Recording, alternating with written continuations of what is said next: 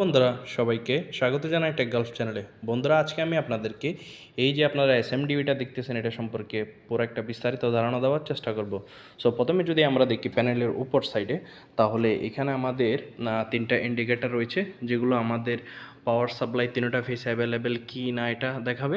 আরেকটা আমাদের multifunction metre রয়েছে।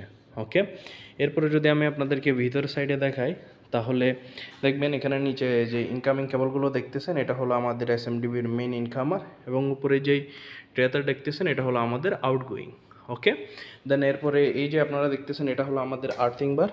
ওকে, দেন এটা হলো আমাদের নিউট্রাল বার। ওকে, দেন আমাদের কেবলগুলো এখানে গ্ল্যান্ড করে এসে আমরা মেইন ইনকামিং ব্রেকারের মধ্যে নিয়ে আসছি।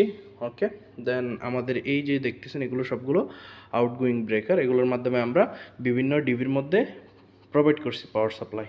আর এই যে আপনারা এখানে কেবলগুলো দেখতেছেন, এগুলো আমাদের পিএমএস এর